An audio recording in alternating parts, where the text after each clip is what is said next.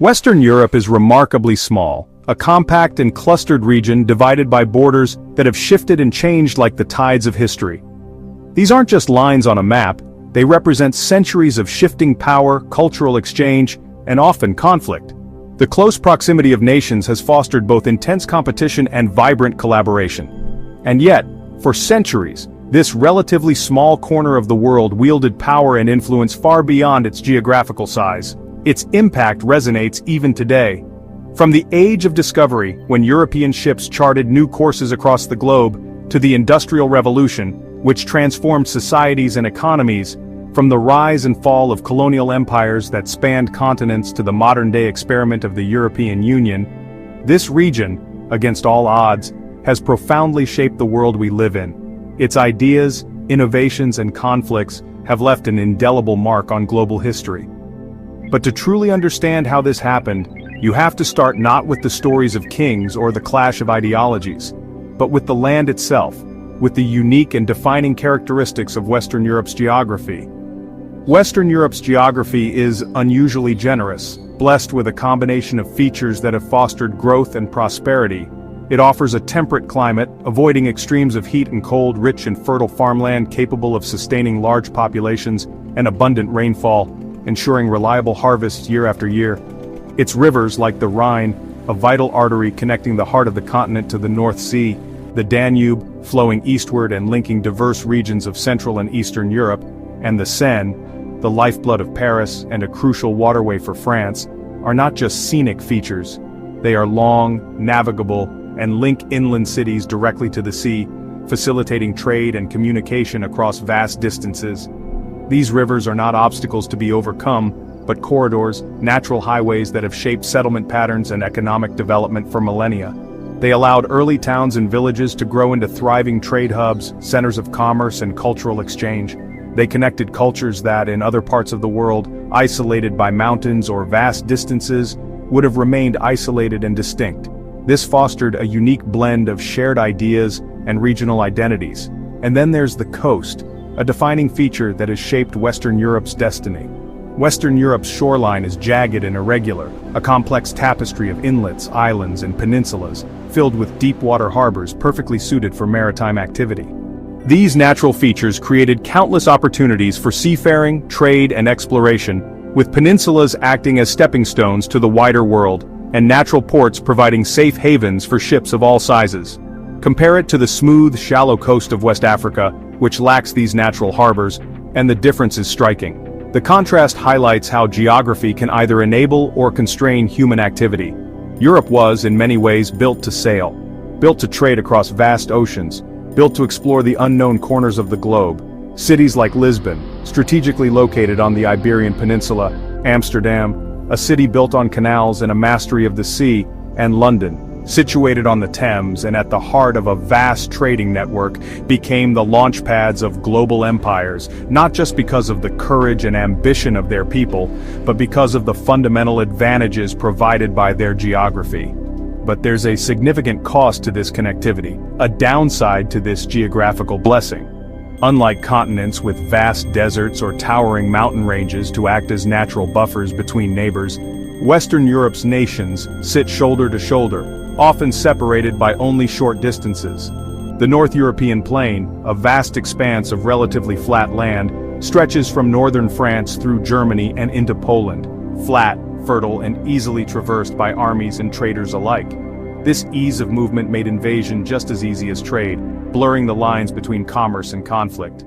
And with diverse cultures, distinct languages, and competing kingdoms packed so closely together, competition for resources, power, and influence was inevitable. Conflict, unfortunately, was almost guaranteed. For centuries, this geographical reality translated into near-constant war, a recurring theme in European history. From the Hundred Years' War, a protracted struggle between England and France, to the Napoleonic conquest, which redrew the map of Europe, from the Franco-Prussian War to the devastating world wars of the 20th century, Western Europe has, tragically, been the most fought-over region in modern history, a testament to the destructive potential of its interconnectedness. The very geography that made it rich, that fostered innovation and trade, also made it incredibly vulnerable to invasion and conflict. In the 20th century, that inherent vulnerability reached its breaking point, culminating in unprecedented levels of destruction. 2 world wars, global conflicts that engulfed the planet started here on European soil. Tens of millions of lives were lost, shattered by the horrors of industrialized warfare. Entire cities were reduced to rubble, monuments to a civilization seemingly intent on destroying itself. Empires fell, crumbling under the weight of war and ideological conflict. Germany, a nation both powerful and geographically exposed, fought relentlessly to dominate the continent, seeking to impose its will on its neighbors. The rest of Europe, exhausted and battered, fought desperately to survive, to preserve its cultural heritage and national identities. And by 1945, after years of unimaginable suffering, Western Europe had been brought to its knees, teetering on the brink of collapse. But in that moment of utter devastation, amidst the ruins and the despair, something profound and unexpected changed in the European mindset. Europe's leaders, scarred by the past and determined to avoid repeating its mistakes, looked not to the old patterns of rivalry and conflict, but to the underlying reality of geography, and they saw a different, more hopeful future. A future where rivers didn't serve as dividing lines, but as vital links connecting nations and economies. A future where trade replaced conquest as the primary means of interaction and advancement. A future where shared economic and political interests could finally overpower the ancient rivalries and deep-seated animosities that had plagued the continent for centuries. The European Union, a bold experiment in supranational cooperation, was born not out of abstract idealism, but out of the cold, hard necessity of survival and the desire for lasting peace. Geography, which had for so long forced Europe into cycles of conflict, now, perhaps, might finally force it into a more enduring state of peace. Over the decades that followed, this ambitious vision gradually took root, transforming the political and economic landscape of Western Europe. France and Germany, once bitter and seemingly irreconcilable enemies, became key economic partners, driving the process of European integration. Border posts, symbols of division and suspicion, disappeared.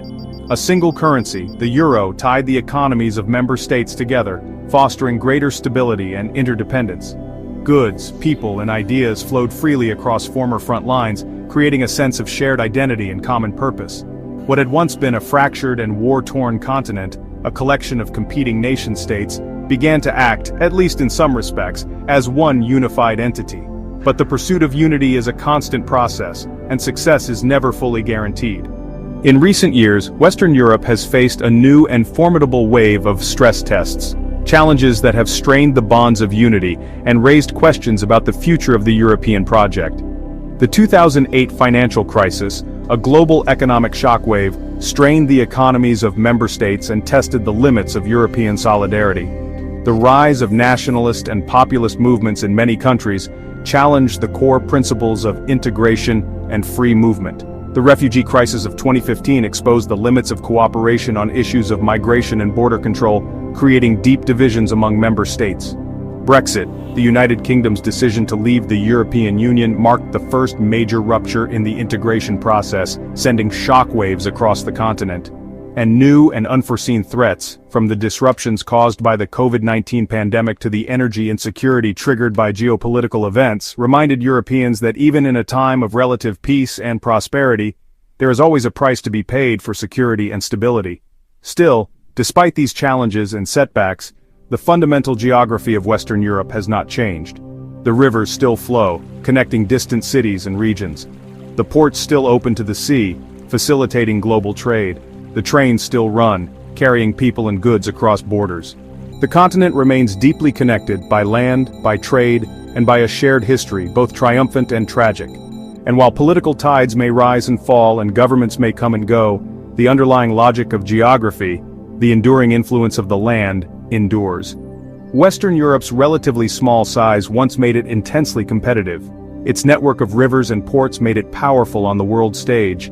Its close proximity to its neighbors made it perpetually dangerous. And in the modern age, its continued success, its ability to navigate the challenges of the 21st century, may still depend on how well it balances those enduring forces. Because in Western Europe, geography has always done far more than simply shape borders and define territories. It shaped the course of history, and in many ways, it shaped the world we inhabit today. The fundamental question now is this: Can Western Europe continue to unite, building on the foundations of cooperation and shared interests? Or will it once again succumb to the forces of division and rivalry, repeating the mistakes of the past? The answer to that question will determine not only the future of Europe but also its role in an increasingly complex and interconnected world.